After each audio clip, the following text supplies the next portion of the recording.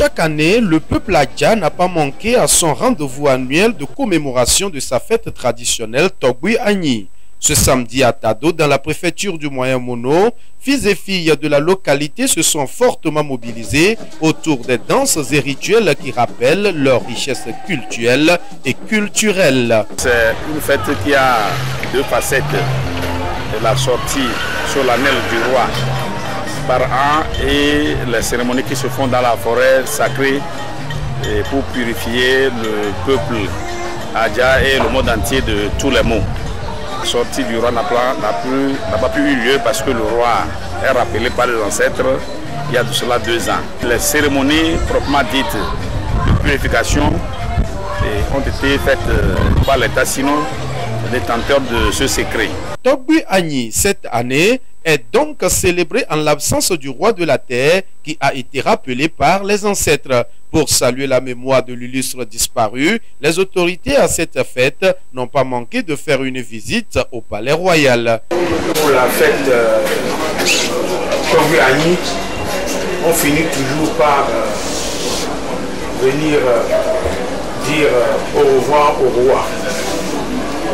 C'était dans cette pièce que le roi nous recevait et qui nous donnait la bénédiction finale. Représentant le chef de l'État à cette célébration, le ministre de l'économie maritime a salué le peuple Adja engagé dans la préservation de ses valeurs traditionnelles et de la cohésion sociale. La célébration de la fête Togui Agni tient de l'acte salutaire de guérison communautaire opéré par son roi.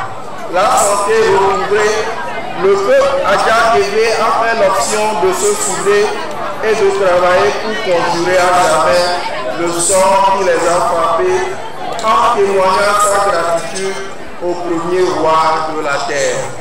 Aucun développement durable ne peut s'opérer s'il ne s'appuie sur des valeurs culturelles et sociales authentiques. C'est dans ce sens que je voudrais saluer la vision du comité d'organisation qui a choisi comme thème général de la célébration de cette édition Peuple Adja, mettons nos efforts ensemble pour un développement durable. C'est donc sur une note de joie et de satisfaction que ces fils et filles de la communauté Adja se séparent avec l'espoir de se retrouver en 2024 pour une nouvelle célébration.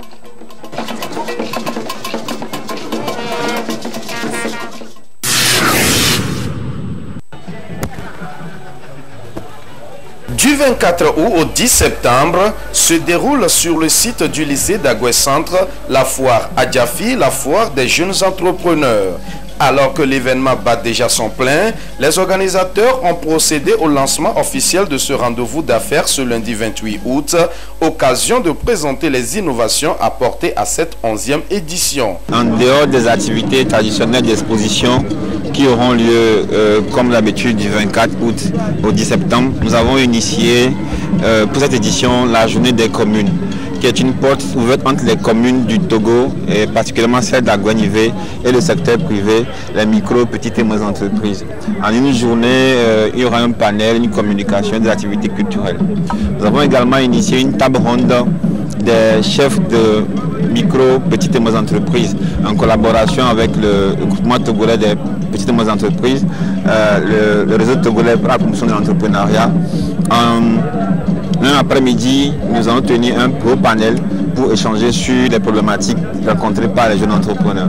Agritech, une niche d'innovation des jeunes entrepreneurs au service du développement agricole. C'est le thème retenu pour cette édition. Un thème porteur à la révélation de ce drone agricole qui s'élève sous l'admiration des autorités et qui est une solution proposée par un jeune entrepreneur togolais. Notre objectif, c'est de réduire la pénibilité du travail et d'améliorer des process dans le secteur agricole en introduisant des innovations liées aux outils du numérique. Et nous irons aussi déployer par exemple des drones agricoles qui vont aider les producteurs à réaliser le traitement de leurs parcelles tout en économisant de l'argent, du temps, mais aussi en préservant leur santé parce qu'ils ne vont pas inhaler le produit. Pendant donc plus de 2 semaines, la foire Adjafi vous invite à découvrir les productions et les prestations des jeunes entrepreneurs venus du Togo et d'ailleurs. On a amené l'artisanat du Burkina Faso et on a des porte-monnaies, des objets en peau, on a les tableaux, on a aussi les habits traditionnels du Burkina, des pains et bogolan du Burkina Faso.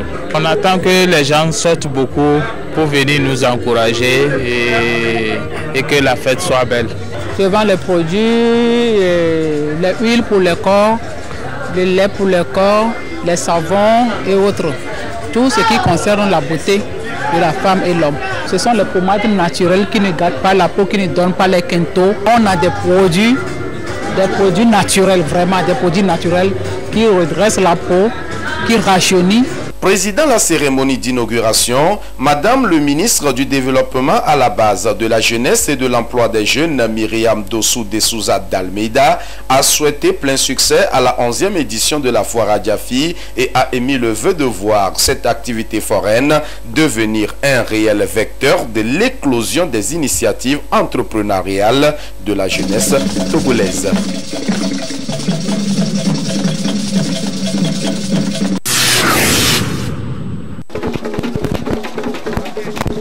La Confédération nationale des prêtres traditionnels du Togo, CNPTT, avec à sa tête Togbe Asiobo Nyaglodjuro III, a accueilli de nouveaux membres ce week-end. Il s'agit d'une quarantaine de prêtres et prêtresses vaudous de la préfecture de l'Avé. La cérémonie de reconnaissance ou de remise d'attestation et de badge de la Confédération s'est déroulée à Badja Doji, village natal du président préfectoral de la CNPTT. Pour la première fois dans notre préfecture et dans notre village ici Badja Doji, c'est un honneur pour nous que les prêtres traditionnels de l'Avé et du canton de Kové soient reconnus officiellement par l'État. Donc je suis parfaitement content et je compte à mon poste de responsabilité les soutenir, les conduire en bonne et due forme pour le développement de l'Avé et le développement de notre cher pays, le Togo. Ils sont désormais reconnus par l'État et la Confédération comme Huno, grand prêtre vaudou, pouvant gérer en toute liberté un couvent au bénéfice des adeptes. C'est d'être reconnu officiellement par l'État, travailler en bonne et due forme pour sauver la population, la vie humaine, et non pour faire du mal. Un prêtre traditionnel doit être quelqu'un qui est optimiste, juste et véridique. Un prêtre ne fait pas la politique. Le prêtre, c'est le président qui est au pouvoir qui doit bénir. Il ne doit pas bénir une autre personne. Dire à une autre personne que tu vas venir prendre le pouvoir, non. Nos ancêtres n'aiment pas ça.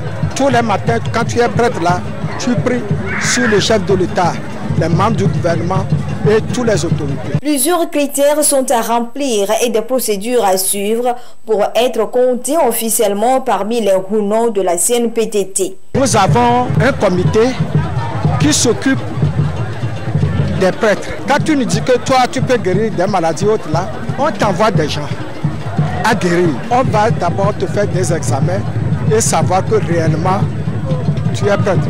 Mais on ne donne pas de badge à tout le monde.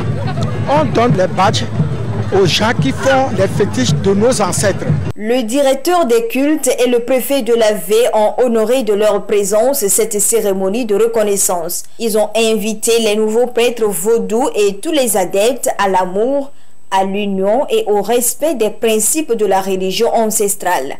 Les nouveaux adhérents de la CNPTT ont été exhortés aussi à intercéder au quotidien pour la paix et la stabilité dans le pays.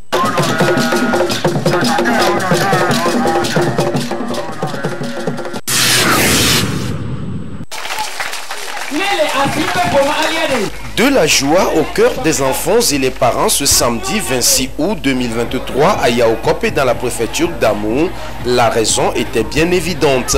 L'association SMPDD, Solidarité mondiale pour les personnes démunies et les détenus, y est passée avec dans sa valise 500 kits scolaires pour aider les parents à assurer la rentrée prochaine aux élèves. Dans le kit, vous pouvez constater les sacs, les cahiers, les bics, les stylos, les crayons de couleur, les crayons, les craies, tout ustensile nécessaire pour l'éducation de chaque enfant.